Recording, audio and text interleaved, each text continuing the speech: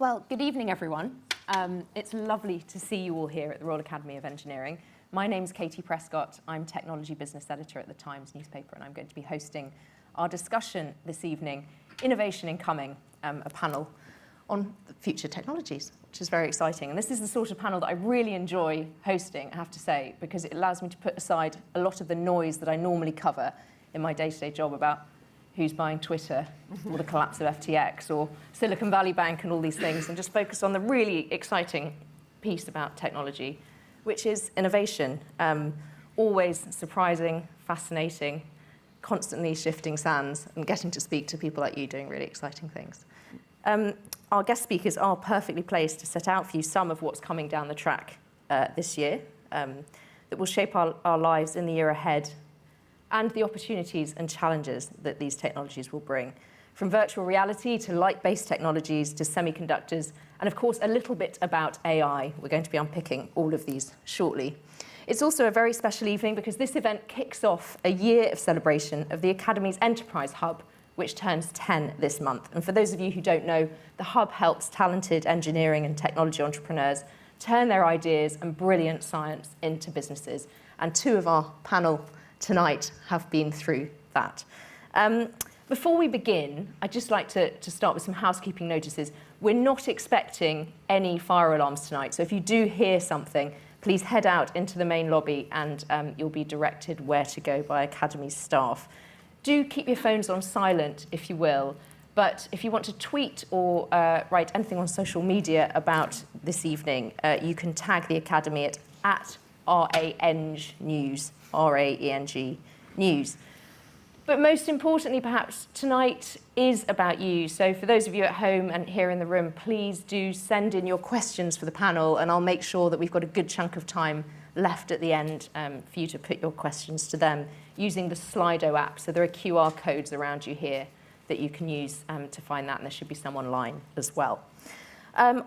I'm sorry to say that Carly Kine, director at the Ada Lovelace Institute, can't join us this evening, but the rest of our top panel is still here. So I'm now going to introduce them, and forgive me for reading this off my screen, but they've all got so many titles.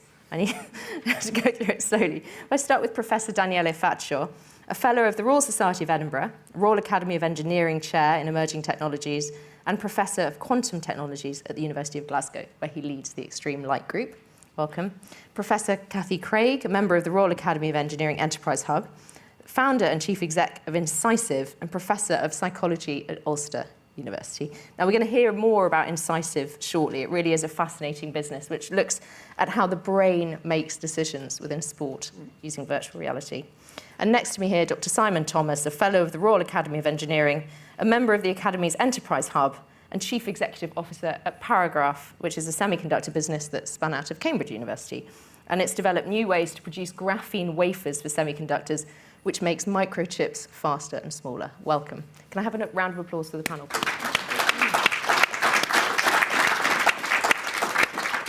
It's all very well me introducing you in that long-winded way, but it'd be great to hear from all of you, perhaps starting with Simon, a little bit more about Paragraph. Sure. How you started the business and what you do. Yeah, thanks, Katie, and thanks to everyone for inviting me to be here to talk this evening. Yeah, so Paragraph, as you briefly outlined, is the world's first company to create a new type of semiconductor device. So today you think about semiconductor devices, they're mainly made of a material called silicon, or compound semiconductors like gallium nitride, like it's in your lights. We've moved the material part of those devices onto what's called two-dimensional materials. So these are atom-thin materials, and the first material is graphene. So we started this business off an invention that we made at Cambridge University and span it out to start making devices out of graphene. And today, we sell devices that are orders of magnitude better in performance than silicon devices, and several orders of magnitude better in terms of the amount of power they consume. So much, much lower power, much, much higher performance. The goal of the company is to vertically integrate two-dimensional materials into the semiconductor industry and harness all of those good properties, all of those good characteristics to make next generation technologies, which will, of course, empower what you're just about to hear. It's a perfect segue onto your business. well, you started your PhD and you got interested in this area through watching babies drinking milk. Yeah. Tell us a little bit. It's a long story. So I'm a psychologist, and people then always wonder, what's your link with engineering? But for me, I need engineering to solve the problems that I have in measuring human behaviour. So for me, the baby story was my PhD at the University of Edinburgh, and what we were trying to do was look at one of the most precocious motor skills that babies might have, to look for any abnormalities in control in the future that could lead to problems later in life. So we were looking at preterm infants, so babies that were born prematurely, who've got a higher incidence of cerebral palsy, so basically how the brain controls movement is usually problematic. And what we did is we reversed engineered a blood pressure monitor to be able to measure the intraoral sucking pressures as they fed from a bottle. So it was the most amazing thing to look at these beautifully coordinated cyclical movements as they fed from a bottle, and then compare those to preterm infants who had much more dysregulated control when they fed from the bottle. So that's what sparked my interest in how the brain controls movement. And I'm interested in everything from how we move, why we move, and why sometimes we can't move. So fast forward, why am I here talking about virtual reality? It's nothing to do with the babies. So I didn't want to see another baby in a hospital and wait for them to wake up to feed and have them maybe throw up on me. So I ended up going to do my postdoc in France in the sports science faculty. I love sport myself. And I was very curious in how people make decisions on the pitch. More importantly, what we see, what we hear, what happens around us, how does that influence the decisions we make? At the time, it was 1998, the year of the World Cup in France, and Roberto Carlos, David Beckham were all putting spin on the ball, which was causing it to bend, so the Magnus effect was causing it to curl into the net. And I was fascinated by this, not from the maths and the physics side of things, but from the behaviour. What does this mean for the... Sorry. The mic keeps going on. Yeah. So what does this mean for the goalkeeper? Is it more difficult to anticipate? If so, why? So I needed a technology that would recreate the viewpoint of the goalkeeper, and that's where I discovered virtual reality. And so what does your business, Incisive, do with that idea? Yes. So it takes that idea of this technology that allows you to control what the brain sees and then measure how the brain responds through the interaction or the movement with whatever you've created in the virtual environment. And you have a computer game. It's like a computer game. And then, yes. and then a product for sports. So, in fact, the big issue for us and big problem was, as I mentioned, it could span so many areas. So it was really, where do we start? So because we had started with goalkeeping, there was no technology out there to help a goalkeeper get better. And if you think about it, VR allows you to create the perfect kick every time. You don't need a footballer or an outfield player to actually make that kick. And what's so exciting about where we are with the technology now, we had originally designed it for elite football clubs, thinking they'd all come banging down our door to get this technology. And then you realise that adopting technology, there's a lot more friction than what you first imagine. And where the adoption has really come is with kids and young people wanting to either become better goalkeepers or improve their reactions and improve their decisions in sport. So that's where we're at. And so when they play the game, they wear the headset and then get to... Yes, so we can simulate different examples of kicks. We can do volleys, we can do bicycle kicks. We've got portals that can fire balls at different speeds, put spin on the ball. So our game actually now has 3 functions. It can be like a fitness game, it can also be like a training game, but also a social game, because now with advances in the technology, you could share the same virtual space with somebody in Belfast or North America, and we could play a game together. So that's what's getting very exciting about where the technology is going, where it wasn't 25 years ago when I first started. And you get to work with sportsmen and women, not babies, which is that's more reliable. Daniele, light-based technologies, what are they and what sort of things are you looking at in your studies? Yeah, so, light-based technologies, as the name says, it's basically anything that involves light.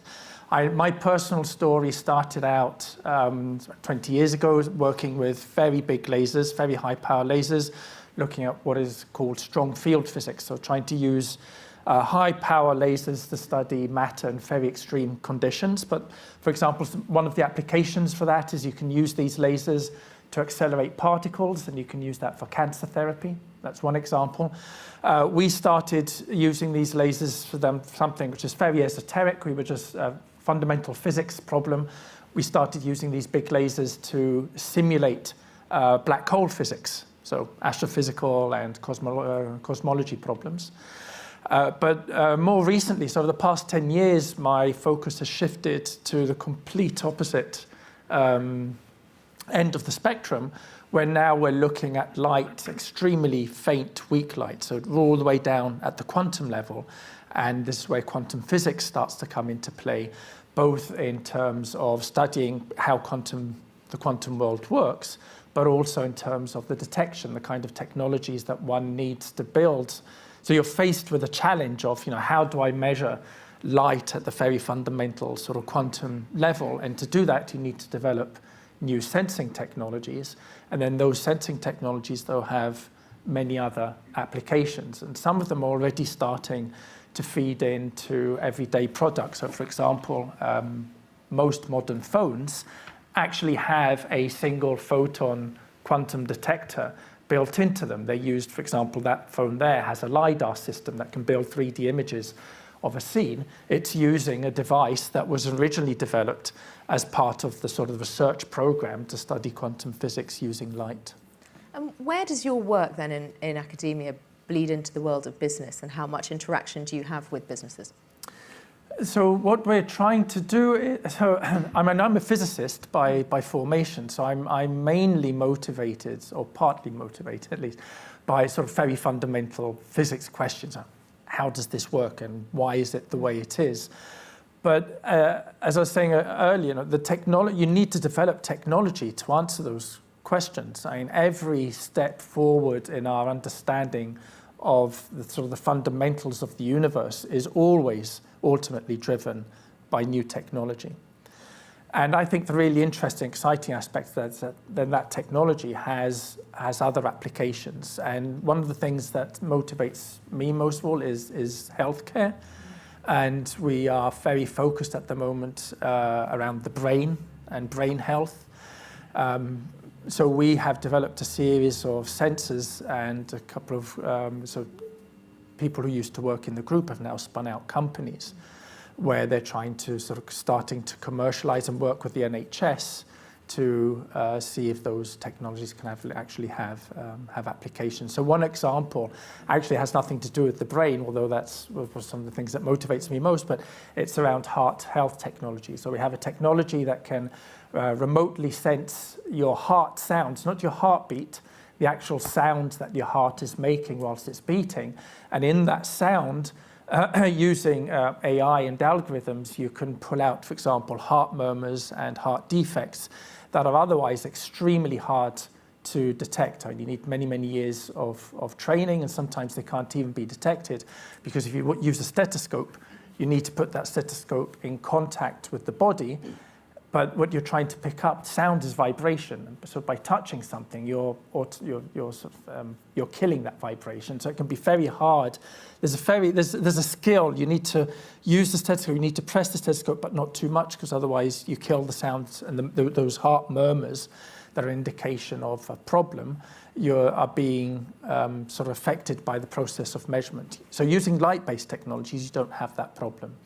And also it allows to then start to build something which is automated and doesn't require that amount of training to be able to pick up these defects. And when you talk about those businesses spinning out, how far are they along that journey into creating that product? So they've just started out, but the technology is quite mature. So it might be, we're going to clinical trials now. Optimistically, I'd like to say a few years, but it could be 5 years maybe before we actually see it on the market, mainly because of all the regulatory processes that one has to go through before you can actually commercialize something. That's fascinating. It's interesting what you said about other applications. I don't know, Simon, if you've found that with Paragraph, that actually, because, starting out, you've got to focus on one area, but actually there are huge numbers of applications for your technology.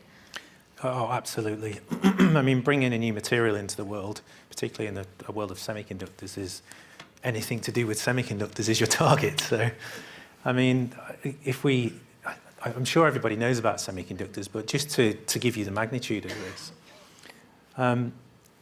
Today we talk about semiconductors in chips. Actually, semiconductor is a material that goes into these chips, and we call them semiconductor chips now because most of the semiconductors that we use go into computing chips, so we think about computing chips. But actually, a lot of semiconductors go into things like sensors. So Paragraph's first product was actually a very simple, I shouldn't say that, our tech team will probably kill me for that, but a very simple architecture of sensor where we're looking at sensing magnetic fields. But our goal is to go all the way up to computing chips. So there's everything in between those applications that once we'd realized the material in the real world, we went, well, actually, we can do all of this. Actually, launching a business, as I'm sure your colleagues will point out, it's actually what you focus on. Yes, and exactly. As opposed to, what do we chuck away and we'll do later on. But yeah, from our perspective, we're opening up a whole new world. Silicon's been around for many, many years. As I mentioned before, chips are in everything. You could not live today without semiconductor chips. As we discovered during the pandemic when there was a shortage. Exactly. You can't get your new car, you can't get a new washing machine. But actually, it's the truth. Semiconductor chips are the lifeblood of everything today. And if they were to disappear, then you would see. I've got to say, they're probably now, alongside stairs, the best invention ever made. Where would you put it alongside the wheel?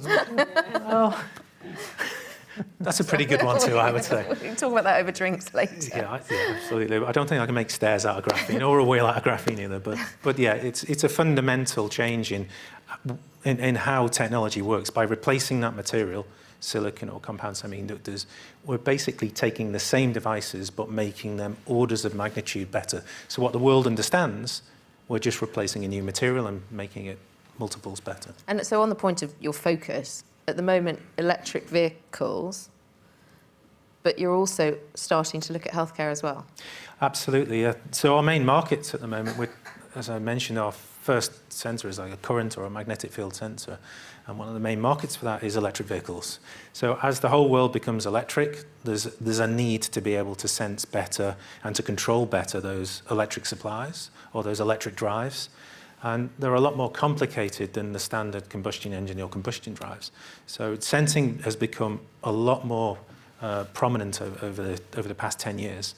And so bringing our higher performance sensors into these areas, we can then enable these vehicles, those batteries, those electronic technologies to be controlled in a much better, much more efficient way. But yes, it's that whole bringing that graphene technology to the world and finding all of a sudden you can do different things.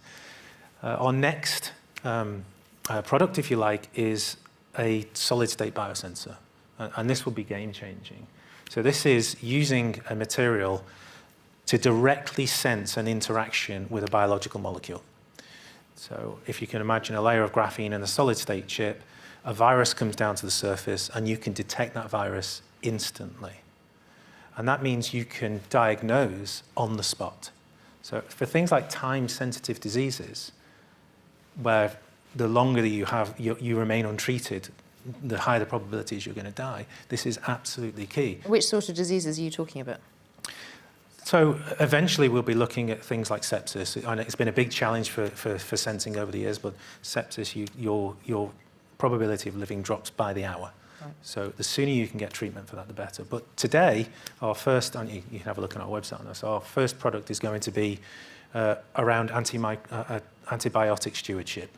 So we all know that antimicrobial resistance has been growing over the years. We've got a sensor in work now that can tell you whether you've actually got a bacterial infection or a viral infection.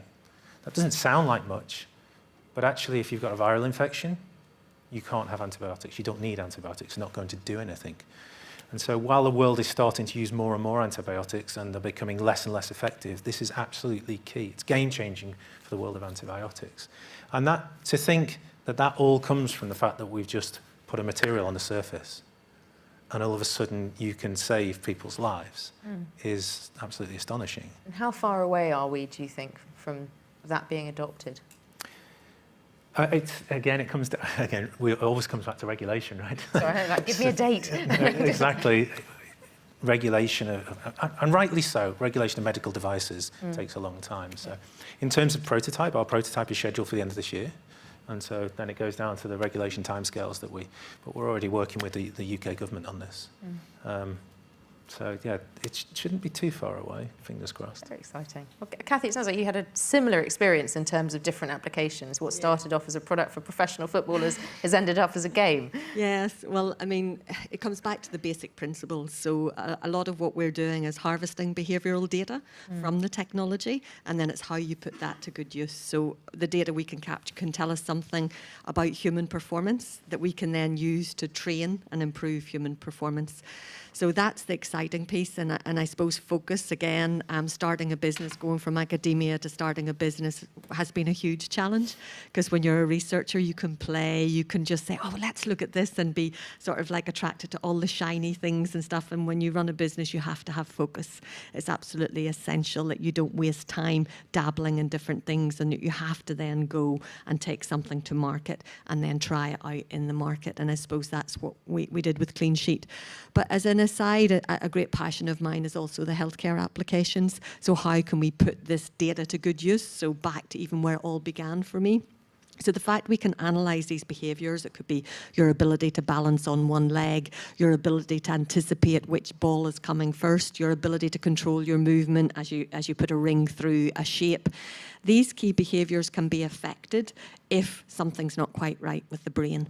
So that neural integrity, we can tell something about the neural integrity. So back to the preterm infants, the same principles can apply. So a lot of my research was looking at people with Parkinson's, people with strokes, and more recently, the most exciting thing we're doing in the company, I think as well, is applying it to head injury in sport. So as you know, concussion in sport is like hugely controversial. There's a huge class action being taken against rugby players. I do think there's something seriously wrong. The incidence of motor neuron disease, the number of players with dementia, something's not quite right. Because if you looked at the population statistics, there's far too high an incidence amongst those players. We've basically developed a technology that can objectively measure these changes in behaviour. So at the minute they observe how well they stand on one leg, they measure or they observe if they wobbled or not. What we're doing is using sensors to measure how much did they wobble, how much did the body sway. But more interestingly, we can manipulate that input into the brain. So you were talking about your motion sickness in the train. What we can do is start to tilt the room. So we create that conflict between what they see and what we call the vestibular system. So we create these two in conflict with each other and see how the brain resolves that. Because we have baseline data, or we know what's normal for that player before they've had an injury, we're able to compare what's happened afterwards with what's happened before. And we're also looking at that in Parkinson's disease as well. One of my friends, her husband has Parkinson's, and we're looking at him on and off medication, doing these simple tests that we've developed in VR, and our ability to capture human movement data and analyse it and determine something about the integrity of the brain. So exactly what data are you collecting? Movement data. And using sensors Just around movement, the body? no. Yes, so when you are in VR, everybody gets very excited about what you simulate in terms of that. I'm more excited about what you do with that interaction. So how you interact with it. It's a natural user interface, so you use movement to interact with the content. It's a bit like mobile phones, it's swipe technology, it's gesture based. That movement for me is one of the most underutilized biomarkers that exist. People focus maybe on brain activity, electrical activity, but movement is a signal, it's a direct output from the brain. And if we can capture that at high fidelity, we can interpret that and look for irregularities in that signal. So when you are playing the headset has got an accelerometer, a movement sensor in it. The two hand controllers are motion controllers as well. So what we did at Ulster University was verify the integrity of the ability to capture movement, compared it to the gold standard systems that are used to measure movement, and it's like less than 2 millimeters accuracy in line with that. So that gives us confidence that we can measure these movement behaviours in that. So that's for me where it gets very exciting. Because if you look what Google and Facebook do, they look at clicks, they look at dwell times, they look at that. It's very primitive behavioural data they're capturing. For me, it's very exciting that we can go further, and with light-based technologies that can capture the dynamics of human movement, I think it's very exciting, because we each have our own biological signature, and with this technology, you'll be able to look for something that's changed or that is different. And you can see a very clear application for healthcare then. Absolutely, because you're capturing movement, yeah. On that point, when you mentioned the brain, I'd love to hear more from you about what your research could do in that capacity when you talk about sensing what the brain does when you're talking about reading people's thoughts? Mm-hmm. So you can use light in lots of different ways. We have a student right now who is working, this is for the moment just based on mouse models, but coming back to the problem of neurodegeneration, Parkinson's, Alzheimer's, we seem to be seeing, this is preliminary data, that we can use, so we just shine some light onto the brain and look at what comes back, and then with some techniques where we analyze the data over very brief periods of time, so we take lots of camera frames basically and then analyze that data, we can detect very subtle changes in the viscosity of the brain matter. And that change in viscosity is linked one-to-one to the progression of neurodegeneration. So we can directly use light to detect that. But other people have been, and including ourselves, but other people have been working on light-based technologies with the similar, sort of related approach to detect brain activity. So think of it like a hat that you wear, so it's becoming a wearable now. And there are companies in the US that actually sell pushing the boundaries in terms of how wearable and how portable these devices are. But they're basically, you've got an array of what they call optodes. So instead of electrodes, it's optodes because you're using light, where you send light in through one fiber and then collect it from sort of a circular array of fibers around that. Then you've got a whole series of these detectors around your head. What these detectors do is essentially sense blood oxygenation levels in the brain. And oxygen is where you get energy from. So when you think, you need energy, so your neurons suck in or change basically the concentration of oxygen in your brain. So you can use that, and it's the same signal that MRI or functional MRI is using. It's this blood oxygenation level dependent signal. And so you can actually image from the outside by sending light in and then detecting the light comes back. You can detect what your brain is doing and which areas are being activated. So, if you were to use that, for example, in combination with some of the technologies you've been talking about, you'd also be able to directly detect and measure which areas of the brain and how activated they are during exercise or during various kinds of activities. But we know from functional MRI studies, so MRI is sort of the golden standard. I mean, you can't do anything better than that. You've got sort of millimeter cube resolution now in terms of detecting brain function and brain activity. And that has been used to read your thoughts, basically. How sophisticated? I'm laughing. I'm simplifying, but so the experiment was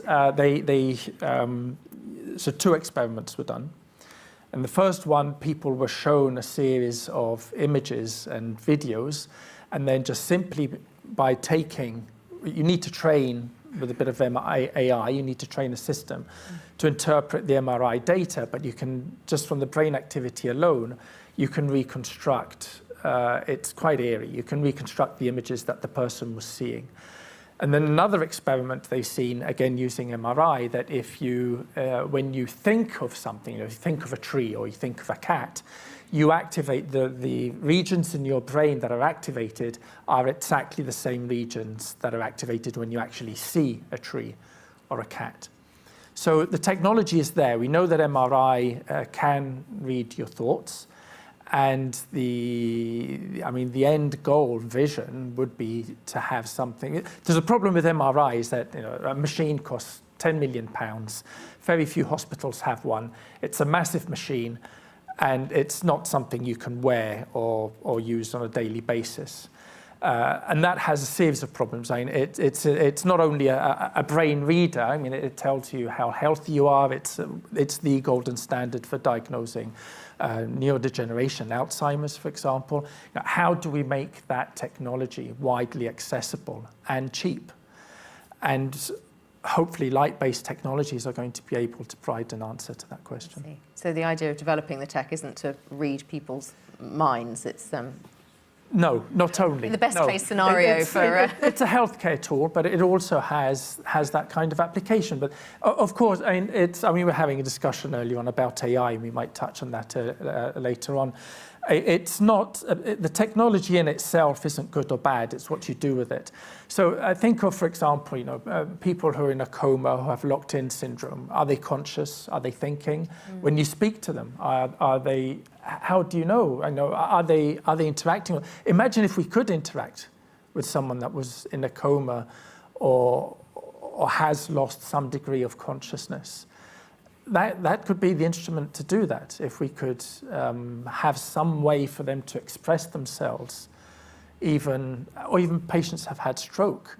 I don't know if anybody's had sort of the misfortune to deal with someone that has suffered from stroke, but it's remarkable. You can see they depending on the stroke, of course, but they are clearly conscious. They know exactly, they're aware of their surroundings, they can think, but they can't communicate. And you can see the frustration when they're trying to communicate with you. They just can't, because some links have been severed. I mean, I'm talking like a computing scientist now, but imagine if you could re-establish that connection. And communication with other humans is everything. It's what makes us humans, after all. And how far away do you think we are from being able to use that sort of tech in hospitals? I think it's a good question. I'm not sure if it's really a question of time, in the sense that the technology is there, these optical technologies at least. I mean, there are companies selling them. Yeah. I have a feeling it's more a question of how far away are we in terms of funding that kind of activity. Right. So, put $1 billion on the table, I'd say maybe we're a few years away from it, but that kind of funding isn't available, so it might be 5-10 years. Okay. Let's use that then to talk about funding briefly. Simon, you're smiling. I know you and I have been waiting for a long time for the government to publish its semiconductor strategy, while the rest of the world is putting quite a lot of funding behind semiconductors. How do you feel the UK sits on a global stage when it comes to funding new technologies? Or perhaps the answer isn't always money, but being supportive.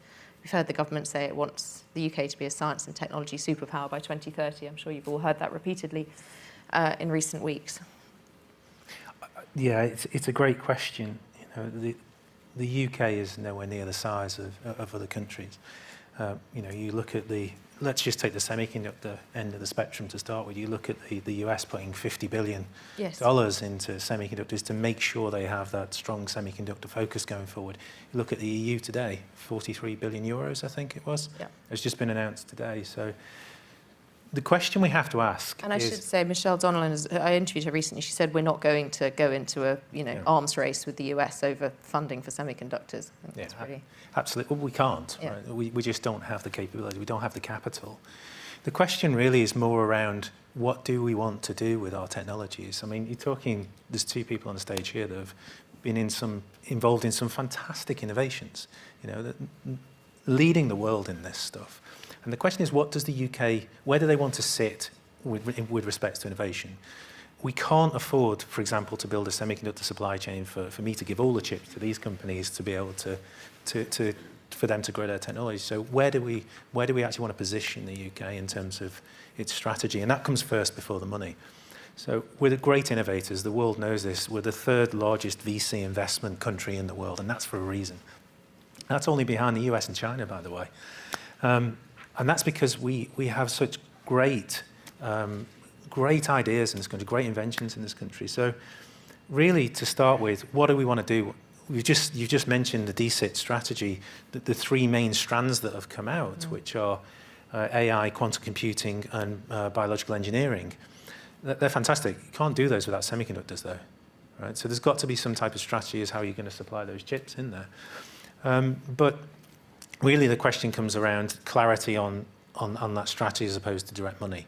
Then you place your bets, and the bets have been placed in terms of AI, in place of quantum computing as well. But as you've just mentioned, semiconductors is nowhere to be seen at the moment. And that's We're really... promised it's coming. I was promised it was coming 2 years ago, and I was involved in a lot of the conversations that went on about creating that strategy 2 years ago. You know, it has to be a question of what do we want to do and what don't. It's like the company, starting the company. What do we want to do and what don't we want to do? But in terms of these technologies, they are critical technologies for the future of the world. So the ones we don't want to do, we better make really sure we've got great partners in the world that we can work on the other stuff with, or at least get those supplied to us. But yeah, there's I think we were having a discussion earlier about where the world stands. We're at a really crucial time in technology development in the world today. AI is going to become big very, very soon. There's a lot of money going into that. Quantum computing is going to be big. There's several other technologies. I mean, this technology I've never heard. I do not want my brain read, by the way. They can't do it. That scares the hell out of me. But we've got to make those gambles. We've got to be able to take whatever funds we have and whatever capital we have within the country and put it in the right place.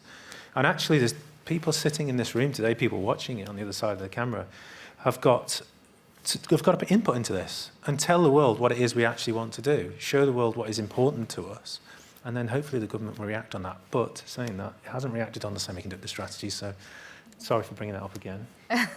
And Cathy, how does it feel from where you're sitting? Government policy around tech, and how's it felt starting a technology business? Well, it's been very difficult. We're based in Northern Ireland, so again, we're geographically isolated. I mean, I must say that the Royal Academy of Engineering, the Enterprise Fellowship programme that I went on was hugely beneficial for me. We had great classes for the first 6 months, but for me it's the networks and the mentorship and being able to come to events like this to tap into like what's going on in the rest of the UK has been brilliant. And I suppose there's an opportunity being in Belfast as well of an all-island sort of strategy there as well, and there's not enough links. So I think for me personally, based in Northern Ireland, there's a lot more needs to be done to drive that, and I know the Royal Academy is really trying to do that through the hub, which is just fantastic to be part of that. For me as a female founder, investment and female-specific investment, I think 2% of female founders get VC investment. We are bootstrapped. We have not been able to secure any funding whatsoever, including Innovate UK. We've had small grants, but no large grants whatsoever. So again, it's back to that sort of like we've done it the hard way, but we've learned a lot along the way. We could go faster if we had that right support and that right network. So I think an awful lot more needs to be done, needs to be more joined up. So how do you go from the semiconductors through to the potential applications and the other technologies? Where do you get those verticals? And how do you support them so that is innovation and creativity? We had a talk earlier, and the thing I'm very passionate about is education. How do we bring the young people in? And you were talking about one of your interns, and you know, for me, the education system is very broken. I have an 18-year-old daughter who's trying to do A-levels, and she is just so disillusioned with the educational system. I can't get her interested in anything. And for me, education, it's not about filling the pail. It's about lighting the fire inside that young person. What gets them excited? And I think you've got that experience in your company. We love bringing in students. We love seeing the development of young people who suddenly get excited. And James, who's one of our business development leads in the company, was at a Royal Academy event in Belfast. And we took along Clean Sheet the Game. And 3-4 of the kids had heard about it on social media because it does very well on TikTok and YouTube Shorts. And the thing that pleased me the most is the kid took off the headset, turned to James and goes, "How did you make that?" Cool. And for me, that's that curiosity of, oh, so this something had to be done to make this. And that's what engineering is about. So if you can get them excited and interested, for me, the future is the kids, making sure we try to fix our education system. I think apprenticeships are brilliant. I think that notion of getting them into, could get them involved in startups from 12, 13, get them excited about things. So maybe they do choose to do computer science and coding and maths rather than abandoning it. We heard about the maths strategy yesterday, but anyway. I was it is not hard to get excited when you hear what you're doing and about something that can read your mind. And I know when Rishi Sunak was talking about football, I mean, we have a thing called Session Generator, which is based on physics. So it's basically the ball, the launch velocity, the amount of spin you put on it, where the spin, where the ball is located. You then have the trajectory, the X, Y, Z coordinates over time of the ball as it goes towards the goal. You could do a whole maths class or 10 maths classes on that, on physics and getting kids excited. We just need to be more creative in how we do that. And there's so many cool things going on that kids don't know about that I think will get them very excited. So Daniele, where's the challenge for you in academia? Is it that bringing young people into the subject? Is it funding? What are the big issues that keep you awake at night? From the funding perspective, as a quantum engineer, I think we're relatively lucky because it's nearly 10 years ago now that the UK announced their National Quantum Technologies Programme. And I think that should be taken as an example of how these policies, policy sounds very dry and very boring, but actually it can change the world. And in this case, it did. The UK was the first country in the world to stand up and say the word quantum in government level and come out with a policy and say we are going to fund this for the next 10 years with a significant amount of money and let's see what happens. Well, it's just been renewed. And now it's just been renewed. It's just been renewed because, well, I guess they had to, because then the rest of the world followed. In Europe, it took them 4 years, but 4 years later, they announced a 1 billion euro quantum flagship scheme. Then the US followed, and then various other countries with smaller schemes. But the UK was absolutely the lead on this, several years ahead of everyone else. I would say we still are several years ahead of everyone else. Maybe not in the quantum computing game, but in everything else, I think we are. And they've just announced another 10-year, so they've more than doubled the original investment for the next 10 years. So in terms of funding, it's not bad, although it is slightly frustrating because, of course, now the emphasis is around quantum computing. And there's a lot more to quantum than just the quantum computing, and we do need to be careful of some of the hype around that. A challenge we do face, though, is when you go and talk to a school kid, they don't know what quantum is. I mean, it's not easy to explain. No, it's not. But on the other hand, though, it is easy to explain that this little device here wouldn't exist without the quantum innovation that's happened over the past 10 years.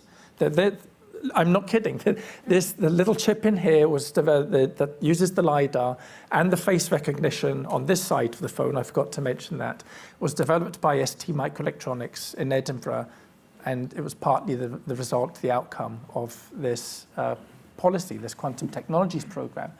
So it's not just about understanding the weirdness, the spookiness and all these words that one hears and the unapproachable maths. Even I struggle with the maths.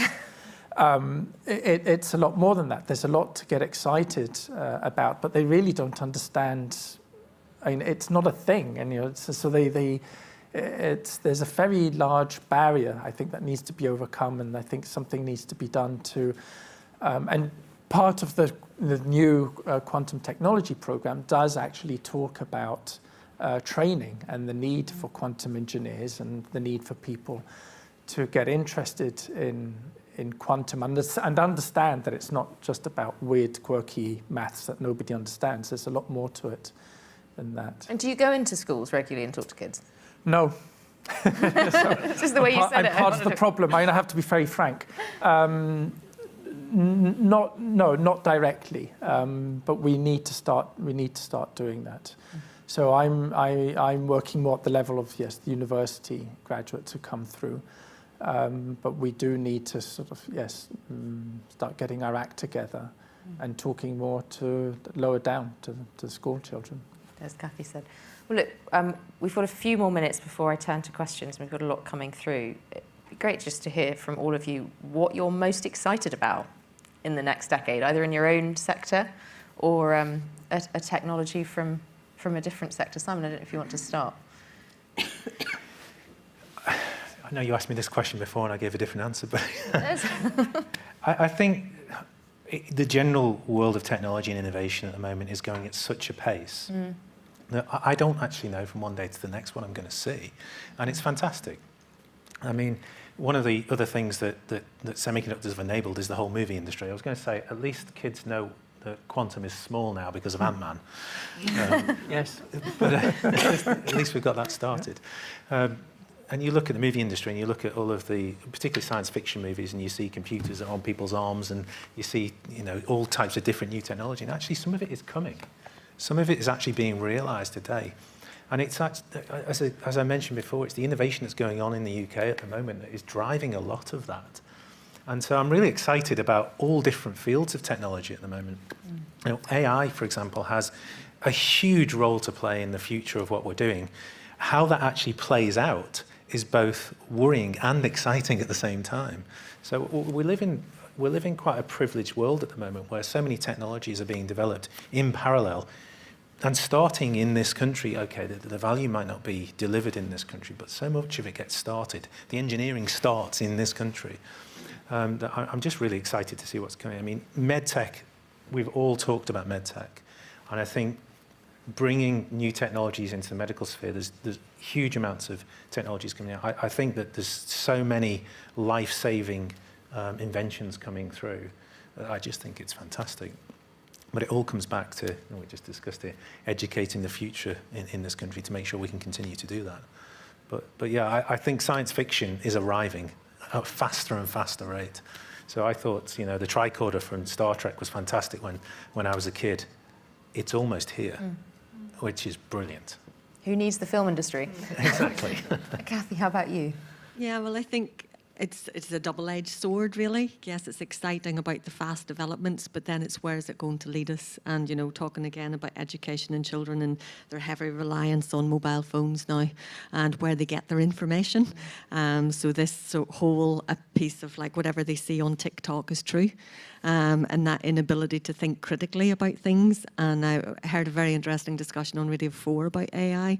And I think what the big difference now is that some of the AI-generated content is very plausible. So that's you're going, oh, right. Whereas you had chat bots before and you knew you weren't talking to a human. Whereas now you're going, oh, right, okay. And it could be true. So I think those are things that we should be mindful of going forward. And it's very exciting to see how people do adopt technologies. And for me, of course, it's about the technologies for good.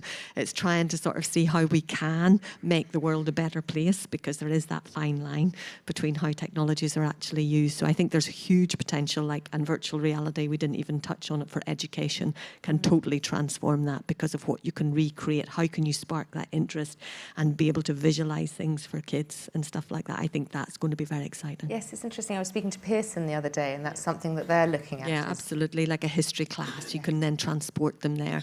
And then I talked earlier about sharing that same physical space, so you could all be collectively in that space, so you can learn together even though you're maybe in different parts of the world. Yes, thank you. Daniele, how about you? I think there are two areas that I'm quite excited about. I think we're going to see big progress over the next few years, and they're tightly connected. So one is brain or neurotechnology. We're seeing maps now of animal brains, mapped all the way down to the single neuron level. We've spoken about brain reading devices, but I think neurotechnology is gradually taking us closer to the big question, which is, what is consciousness? What makes you, you? But that's tightly connected then to advances that you've probably all heard about and that we're seeing in AI. So ChatGPT is just one example, but in general, these large language models. I think so there's a lot of hype. There's a lot of tension around what it all means, what they can do and what they can't do. But we should not lose sight of the fact that the growth is not linear, it's exponential. I think the next couple of years it's already a revolution, has already happened, and I think we're going to see another even bigger one in the next couple of years. And what I'm excited about is I think these new concepts of AI that are coming out are really sort of pushing the boundary. Why are people fighting over what this all means, is because it's really challenging our notion of what it means to be creative, of what it means to be intelligent. What does general intelligence mean? What does conscious, is it conscious? And all these tests, the Turing tests, I mean, they're starting to lose value because we're realizing that we're actually, it did pass the Turing test, but it's not conscious. But so we need, it's really pushing our boundaries of what defines these concepts and therefore what defines us as humans. And I find that boundary very, very interesting, exciting. And we've seen the creative one just this week in the music industry with that song that was by Drake, but not by Drake, that Spotify and the other companies have pulled off the streaming system. But I think it's terrifying for artists. I was speaking to someone in the media industry the other day who said AI should come with a nutritional label. So you should be able to see what's made it, because otherwise how do you know? Yeah. Let's turn to some questions from the audience because we've got a lot to get through. Tony Griffiths asks, this is a great question, in developing your innovations, how much of the challenge is a human organisational one as opposed to technical? Simon, you're grinning. Do you want to feel that? It is all human. I make no bones out of this. That, Paragraph today is what it is because of the people. I had an invention, an idea. We went through the innovation, but the rest of it is the people I hired. I make no bones out of it. They're all brilliant people. They also come with their foibles, so they all have their own opinions. They all have their own directions they want to go into.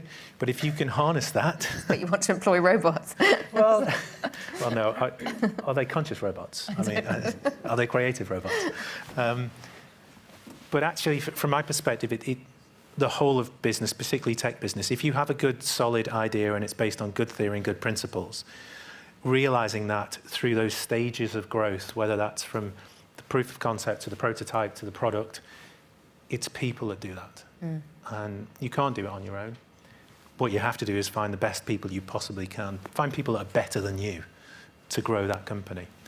So from my perspective, as long as you've got a solid cornerstone of technology, then the rest of it is all people.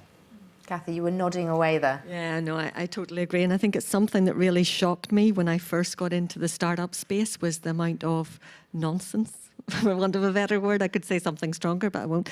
That's out there that isn't founded on any scientific principles. It's got no research behind it. Somebody who can chat and tell a good story can convince venture capitalists to invest in it, because the venture capitalists, and the number of times I heard the word AI bandied around. I know my product uses AI, whatever, like that was the key word to have.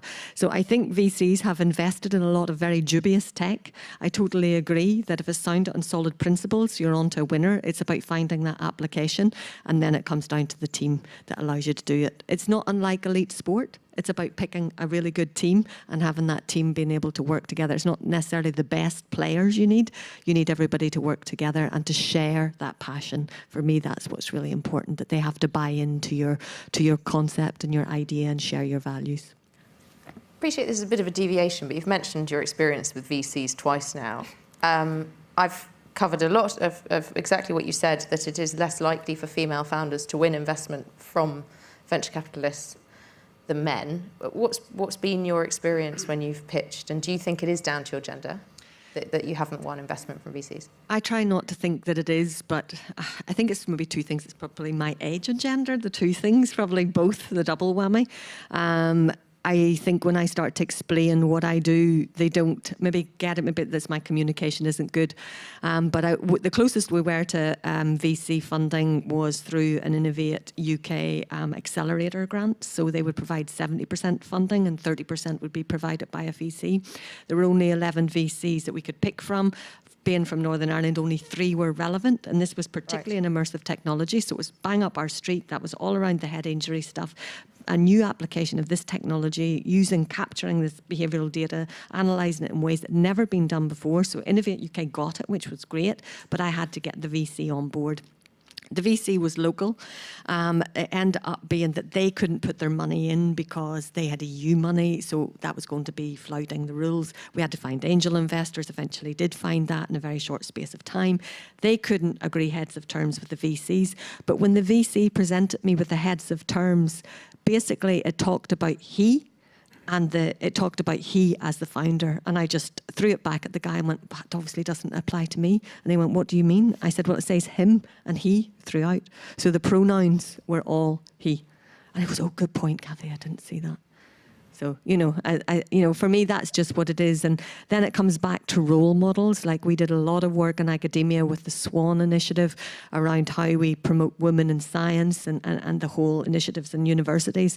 And what we found to be some of the biggest barriers were role models. And for us as female founders, there's not many role models out there because they're not maybe supported. So I think that's something that we need more of, to see that female founders actually can do it, and it is a good bet for VCs. DocuSign did a really interesting piece of research. So they looked at pitch decks. Yes. So DocuSign are able to know which slides you pay most attention to. So when I was talking about dwell time earlier, they were able to see that for female founders, the VCs focused on totally different things than they did for the males. For the males, it was the ideas, and for the females, it was like the business model, it was the revenue, it was all of that there. It's very well documented. Yeah. I remember speaking to 2 female founders who had to say that they weren't going to have any more children in order to get funding. Yeah. Anyway, let's move on to some more questions. Regulation, Ian Brotherston asks, has been mentioned more than once. How do the panel feel about regulation of AI? UK policy seems to be not to rush into regulation, whereas some tech leaders are more hawkish. So the UK is allowing artificial intelligence to be monitored by the various regulatory bodies like Ofcom, for example. What are your thoughts about AI regulation? Daniele? It's a hard one.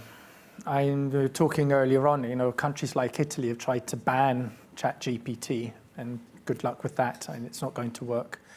The UK has taken basically the opposite stance, which is, anything goes, basically.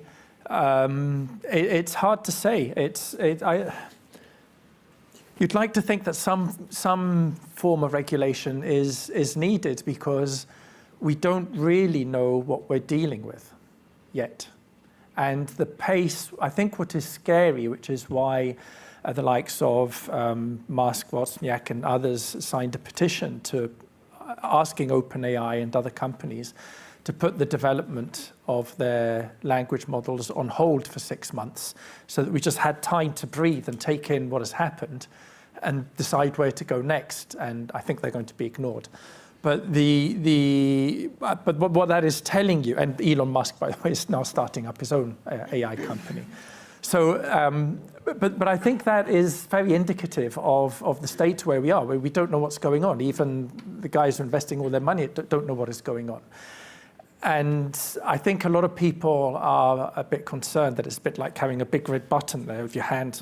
Shall I press it? And we don't know what's going to happen. But that makes it really hard. If you don't know what you're dealing with, how do you regulate it?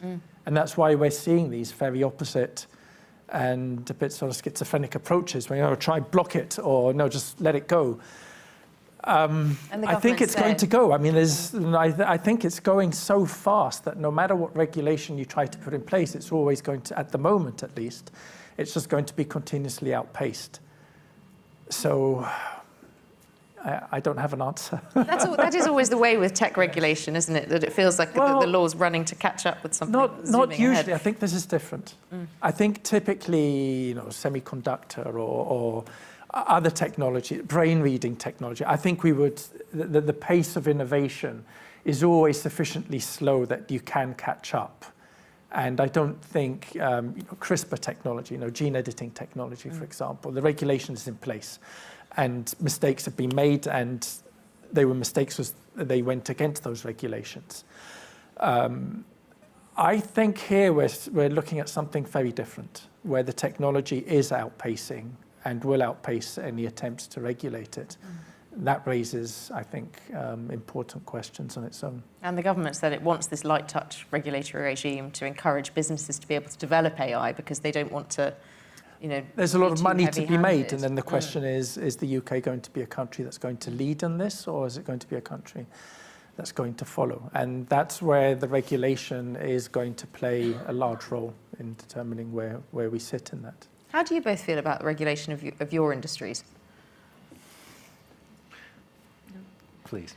Well, I mean, back to the whole regulation issue, we had that discussion earlier. I mean, for me, who regulates the regulators? And I don't like too extreme regulation as well, because then you wonder what they're doing with the regulations. Do you know what I mean?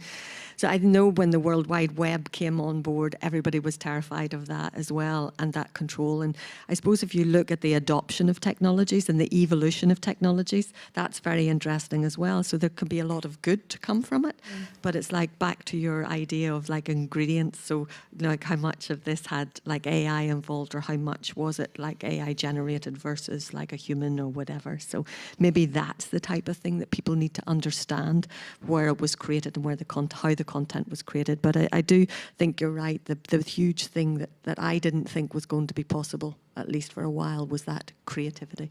I'd always said that, oh yeah, humans, they have that creativity. The biggest unknown, I think, then after that is emotion, like that emotional regulation and that ability, and morals and ethics and those types of things as well. That's what's missing here. Simon, how do you The feel about this? semiconductor industry is very different. Most regulation is around the use case of the end product. Yeah. So there are dual use export laws, and now particularly there's a big battle going on with IP regulation. So if IP is made somewhere, where does it live? How is it used? Particularly the US is driving that. So from the semiconductor industry perspective, you know the story about Huawei components being removed from the UK supply chain, and that's all about controlling those devices and where those devices can actually go, and obviously having a little bit of a security theme about whether there's a backdoor into our ecosystems. But actually there's something that comes out the semiconductor regulation that has just actually come to me there. We're being very, very controlling now with semiconductors because of the macroeconomical and macro-political circumstances around the world. And if you think about AI, we've got a choice to make.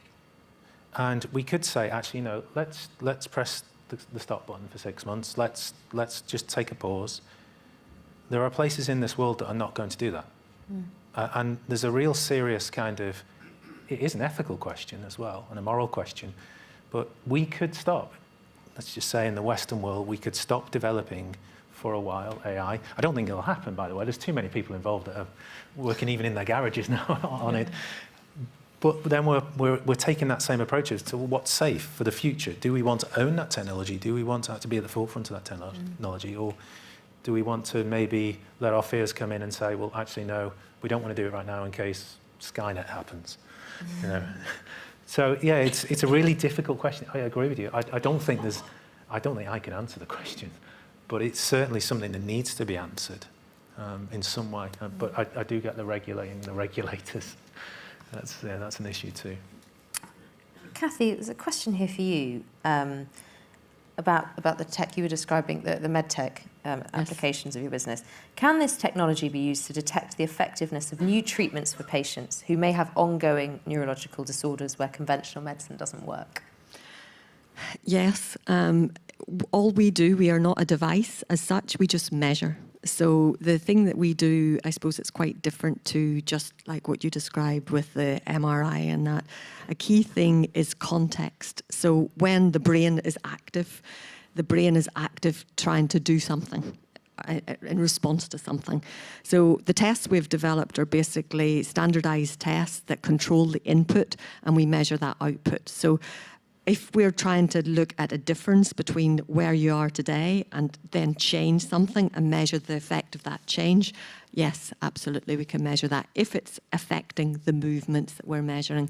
We've some little cognition and memory type tasks in there as well. But what we've tried to do is go through the various behaviours that can be affected if there's a concussion, for example. The problem with concussion is you don't know which part of the brain is affected. It's almost like a snow globe. It's sort of inflammation in the brain. It just means the neurons aren't firing or not working together. It's usually the sensory motor piece, so what you see and what you do, that that's a bit dysregulated there. So that's essentially what we do. We control what the brain sees and measure how the brain responds through movement. Fascinating. Thank you. Simon, a question for you on the semiconductor strategy. What would you like to see in it for significant economic 5-year impact for the UK economy? And I think I'm right in saying you've actually been speaking to the government about what should be in the policy. So, speaking is probably the politically correct term. I think beyond anything else, semiconductor companies, semiconductor device companies, the supply chain of the semiconductor world in the UK needs some level of clarity. Before we even talk about funding, before we even talk about building ecosystems, at the moment, I would just like the government to tell us what it is they actually want to do in the UK. It's pretty straightforward. Do we want to own a certain type of semiconductor component? Do we want to own a certain type of material? Do we want to own the future innovation? We certainly can't own the silicon chip part of it because we just don't have the capital. But having a clear indication of what the government wants to do going forward, like it's done, as I mentioned, with AI, like it's done with quantum computing and biological engineering now, it would be a first nice step to allow businesses like mine to grow to that 5-10 year roadmap within this country, would just be telling us, like, this is what we'd like to do. This is how we'd like to grow our semiconductor ecosystem. Beyond that, it's then about support, because without that strategy, there's no way for the government to say, okay, we're going to enable the infrastructure that you need to build a company in this country, like the US has done already, like the EU is doing already. There's clear signals that if you come to those regions, not only will you get some level of support from on a political perspective in terms of we want you in this country, there's maybe some capital, there's the infrastructure here, but it enables other investors from outside the country to go, wait there's a prospect here, here's some inbound investment to go there. I mentioned the VCs, being the third largest VC invested country. We're the worst country for scaling companies in the world compared to the number of companies that we actually spin out. And there's a reason for that. And the reason is there's no strategy. There's no strategy for scaling in this country. And whether that's semiconductors or anything else, it's not there. But Daniele's point is when it is there, so for quantum computing, actually it was tremendously successful for people who were involved in that 10-year plan because it gave businesses certainty. I would add a counterpoint to that. I'm not quite sure we're at the scaling phase with quantum yet. True. I was about to say the same thing. It was beneficial for researchers and academia. I think industry hopefully is catching up. But you're right, it's not clear to me at least exactly where we are in terms of companies actually. There are quite a few spin-outs. But when we're talking about scaling up, it's not clear that's happening just yet. That's really interesting. And so what would you like to see? So it's the certainty, having a plan. Yeah, having a plan and then enabling, so some enabling factors to set a company within that semiconductor sphere within this country. So a very, very quick story. We searched for a manufacturing site in the UK, and the only sites we could find were warehouses. But where are we going to put our equipment? How are we going to even have the infrastructure to enable us to do what we're doing? We've settled on a site because it's close to where we are. We're putting in our own power infrastructure. We're putting in our own labs, our own kind of building facilities, because nothing exists in the UK. So you can't actually come to the UK and scale a semiconductor company because there's nowhere to put it. Even to the point that our local grid has the power, but they've not run it to buildings. I mean, this is just fundamental stuff. It costs the government nothing. The only thing it costs is sitting down and writing a strategy that, yes, we're going to do this. That's it. So there are a couple of people in the audience that will attest to this. But it's a real shame because it just takes a little bit of thought, a little bit of planning. Well, on that point, let me put a question to you from Philippa. As a civil engineer, I feel my part of the engineering industry is so far removed from a lot of this innovation and yet could benefit so much from engagement with this. How do we link back into infrastructure? Or is the future more exciting in the virtual world? Is this how the matrix starts? Kathy, do you want to pick up on that one? Well, I mean, civil engineers could use virtual reality in a lot of ways, and I know some do, like architects are already starting to do that, so you can already see what things will look like. So, yeah, from my point of view, yeah, I think that interdisciplinary dialogue is always really, really important. It drives innovation. It's those new ways of using technologies you'd never actually thought of before. And I think that's where there needs to be more of that, those opportunities to have conversations, to recognise, oh, you've got something. And I know civil engineers use a lot of motion sensors, because we had a guy come into our company to help us with some of the data analysis who was measuring vibrations on bridges as lorries drove over them. So they were using the same motion sensing technology that we use for human movement.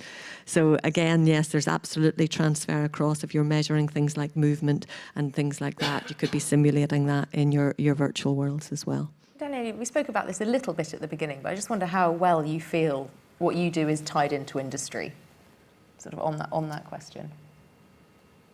And the answer is partly linked to what you were saying. It's about the cross-disciplinarity, and what does anything I mentioned have anything to do with civil engineering, for example? But I think that's the direction, and it's partly embedded into the new quantum technology program, which I think is quite exciting. What's the next phase, for example, for quantum? I'll talk about quantum, but you substitute that with any word you want. I think it has to be cross-disciplinarity. It's about what can I do in a field. Get me in a room and talking to someone that I would never have spoken to before, a civil engineer, for example. It seem completely different worlds, but I'm sure they're not. I'm sure if we do sit in a room, and that's what happened, for example, with the healthcare. Why did I initially get excited by healthcare? Because I was all about quantum gravity and black holes and things. And then one day I sat down with a cardiologist. And 2 hours later, as I came, I was mind blown. Thinking, there's all this technology I have, and I was, using it. I'm going to annoy the physicists. I was using it for nonsense. I mean, there was amazing things that one could engineer out of this and would have a real world impact. And it's just I had never had the opportunity to speak to those other people. We're very siloed in what we do, and we need that support. And actually, it's great to see UKRI really pushing forwards, and the Royal Academy of Engineering pushing forward that agenda. Get out of your comfort zone, go and speak to someone that you'd normally never speak to, and you'll do great things, because then you discover that your technology does have applications in areas that you wouldn't expect to. So quantum on its own, especially doing fundamental quantum physics, has no interaction at all with industry. But the technology that you develop to answer those fundamental questions absolutely does. And I think we're only looking at the tip of the iceberg right now. I think there's a lot more that could be done, but it has to happen, that interaction with people from those different disciplines. And is that interaction happening enough?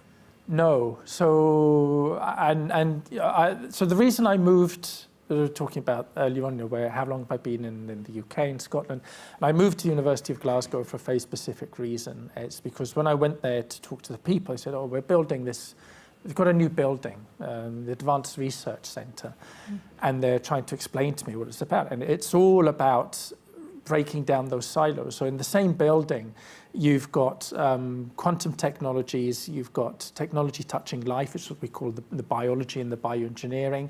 You've got the arts and humanities, you've got the social sciences, you've got the chemistry. It's fantastic. It's amazing, because you just get to, you're forced to speak to these people because there's no one else at the coffee machine, basically, sort of put very bluntly. And it's through those interactions that now we're seeing. I mean, I just got awarded some money to work with an environmental scientist on carbon capture at the global scale, the planetary scale, but based on measurements of what happens in the viscosity surrounding cells at the nanoscale, which is where we come in with the quantum technology. And I find the concept mind-blowing, but I would never have been able to do that had I not been forced and pushed into an environment. And it's awkward, because you're constantly out of your comfort zone. You never know what you're talking about. It's an odd place to be, but it's very exciting. If you can embrace that, then, but we need more of it. hopefully we will be doing more of it. And a lot of that comes back then to policy. It's the government that can push this, and they are, in part, by creating more and more grants.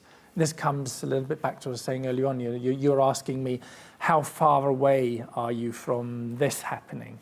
And I don't think it's a question of time. It's a question of funding. The more funding you put in, and the closer that will come. But that is what is enabled then people to go out and will we have the courage to push people to be constantly out of their comfort zone? Well, it's certainly an impetus for everyone to get together later for drinks and talk to people outside of their industries. I'd like to end on this question from Tony Griffiths, which is a lovely question. Are we in the midst of an engineering renaissance? There you go. An answer from the audience. Yes, yes. Daniele, do you want to start?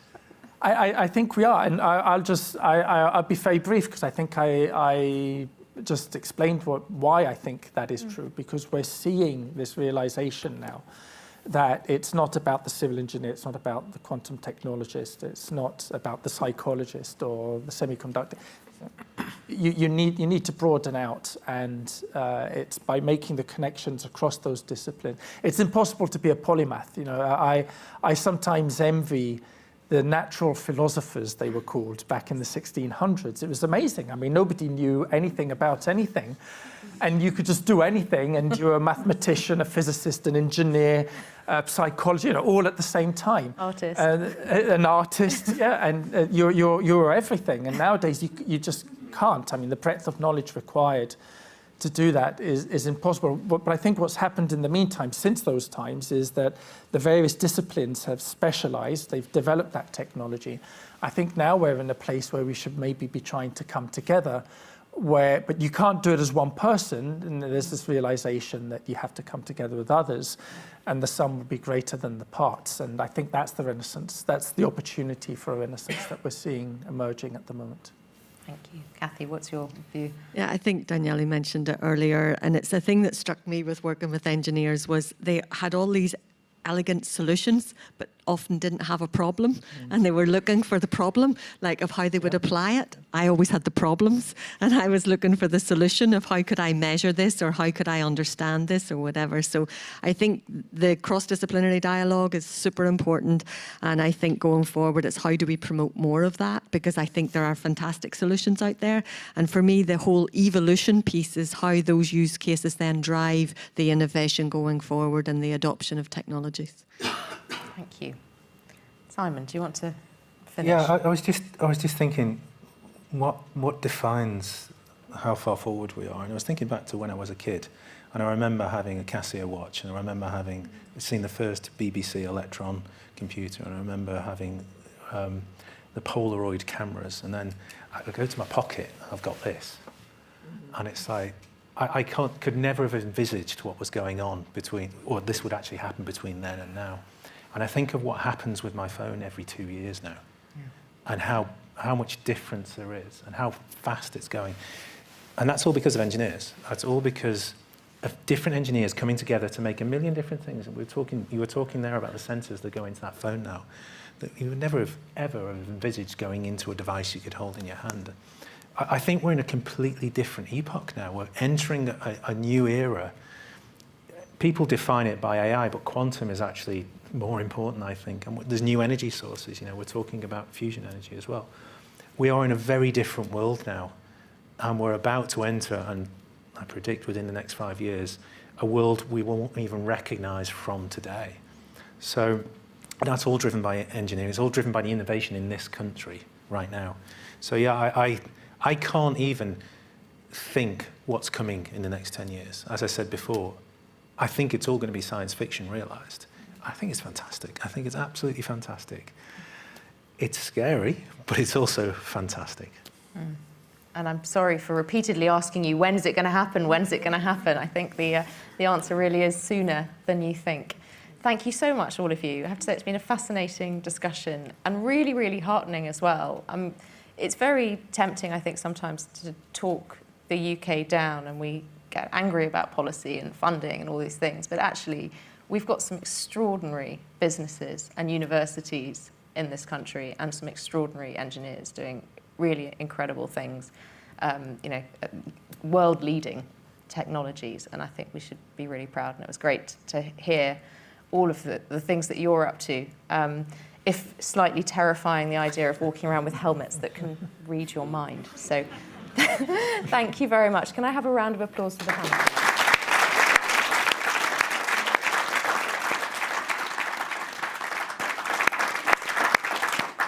Now, I hope you're all going to take yourselves out of your comfort zone and come for a drink afterwards and talk to people you don't know. I've just got a brief note from our organisers to say please do fill in the online feedback form and look out for one of the Royal Academy of Engineering's next events, which is the Africa Prize Final 2023 on the 6th of July, which is happening in Ghana, the Africa Prize for Engineering Innovation, but it will be live streamed if you're not in Ghana. So do look out for that.